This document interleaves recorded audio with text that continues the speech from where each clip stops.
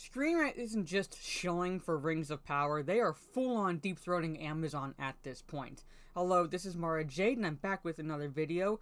First, we had them defending beardless dwarves in Season 1 and how it does not break existing canon. Then you had them defending the creation of Mordor in Season 1 and how it fits still within Tolkien's mythos surrounding Middle-earth, despite how it doesn't.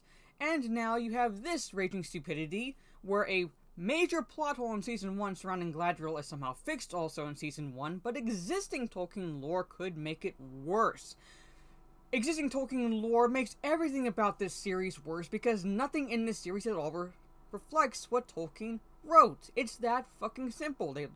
They led fans to believe that Amazon had the rights to the Second Age materials, including the Silmarillion, which they do not have.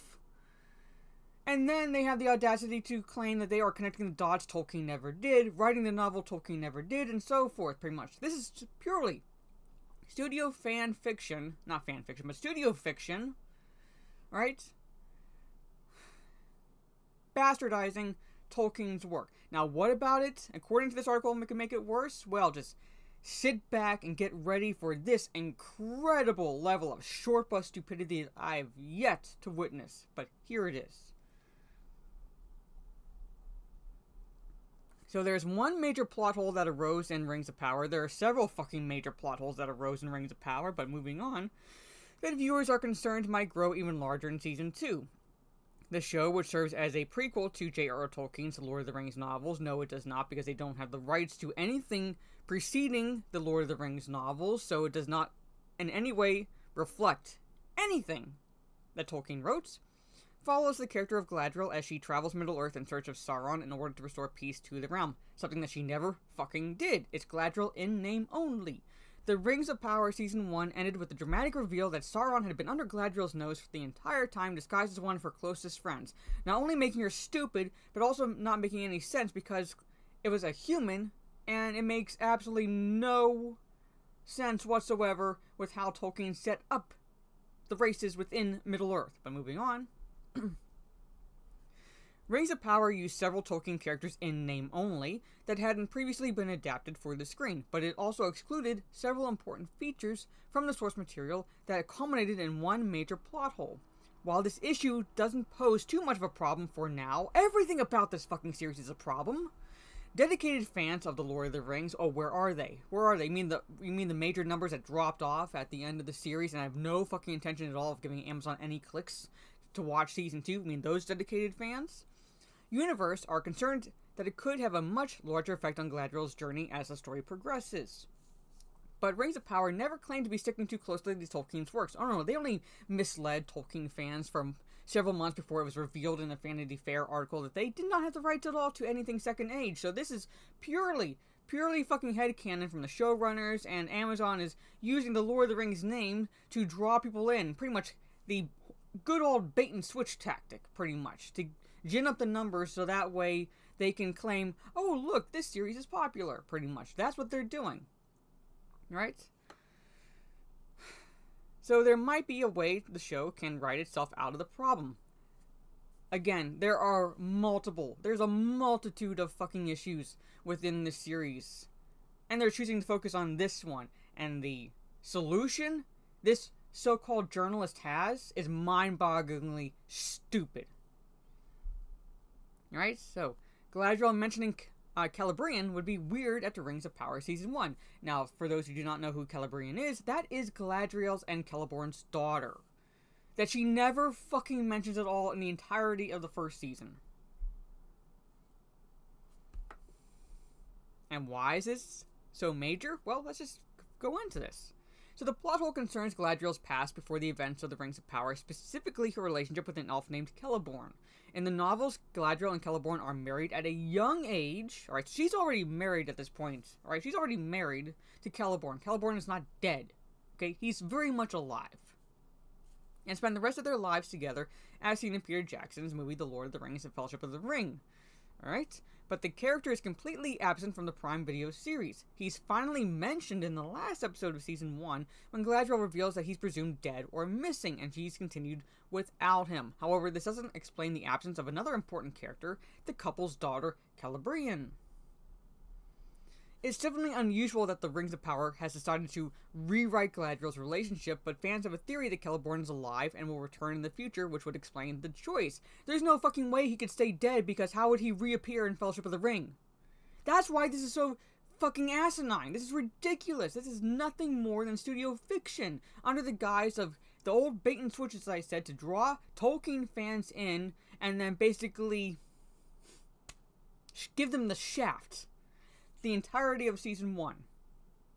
But then, people who were actually paying attention, such as myself and others, we knew what to expect. We knew what to expect because we discovered and tried to warn people that the showrunners, Amazon, were outright lying to people. That nothing about this series at all reflects or respects what Tolkien wrote. Okay? So he has to be fucking alive. There's no way he could be dead. It would be much harder to explain Celebrian's absence, particularly since Galadriel didn't mention her name when opening up the Hellbrand in the Season 1 finale. It wouldn't make sense for the Rings of Power to completely ignore Galadriel's daughter for an entire season just to mention her in the future, which only leaves one logical option for the writers. Oh, what is this logical option for the writers? So-called journalists. What is this logical option? Retcon the fucking daughter! Despite the fact that the daughter marries Elrond and has Arwen. You remember Arwen? ScreenRant? You remember Arwen from The Lord of the Rings? Remember that fucking canonical character? Retcon the daughter! There it is. So Rings of Power has already made several changes from Tolkien lore. Everything about this series is a change, so it wouldn't be too difficult for the show to retcon Celebrian's character too. Her inclusion would complicate Galadriel's storyline too much, particularly if Celeborn is coming back, as it would distract from the central conflict with Sauron. You still have these weirdos watching this series shipping Sauron and Galadriel. Yeah, God fucking forbid Celeborn comes back and distracts from that. Although this would also erase Arwen. How could it erase Arwen? Alright, because... Alright, she's in Lord of the Rings. She's a pretty fucking important character. Who is Celebrian's daughter from the canon of the show. It's unlikely she was going to play a major role anyway, and this universe is clearly separate from Peter Jackson's cinematic trilogy already. It's clearly separate from anything Tolkien wrote, period. It is separate from anything Tolkien wrote. There is nothing in this fucking timeline that at all would connect to The Lord of the Rings and The Hobbit. Nothing. Nothing in it would connect at all to the Peter Jackson trilogy, the adaptation of The Lord of the Rings. Nothing. Absolutely nothing would connect it. And now the screen has the audacity to go, well, there's a fix to this, and that is to retcon Celebrian, which would mean that Arwen would never be born. Wrap your heads around that. Wrap your heads around that. Now, I fucking hate what Paramount did to the Halo series, but at least they had the fucking balls to say that it's a separate timeline. At least they had the fucking balls to come out and say that. It was stupid. Incredibly fucking stupid decision to do, but at least they had that going for them. That they admitted that.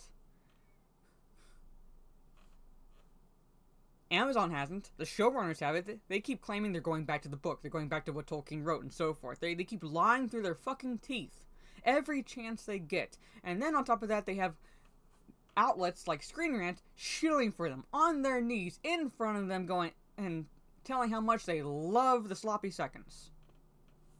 But at any rate, there it is. There it is, ladies and gentlemen. But at any rate, what are your thoughts on this article? Comment below what you think. Do you agree with this author? Do you disagree with this author? Did you watch Season 1 of Rings of Power? Did you skip it? Are you planning at all on watching Season 2? Let me know all that stuff down in the comments below. I'll be watching Season 2, but I will not be giving Amazon any fucking clicks. But there is that. I will be watching Season 2 to pretty much rip it to shreds. At any rate, let me know all that stuff. If you like this video, leave a thumbs up. Share on social media if you will. I'll be live later tonight on my kick for some more Armored Core 6. So tune in for that about 7:30 p.m. Eastern. Like, share, subscribe, all that fun stuff. This is Mara Jade. Catch you on the dark side. And full on fucking deep throating at this point. Not even hiding it. Fuck's sakes.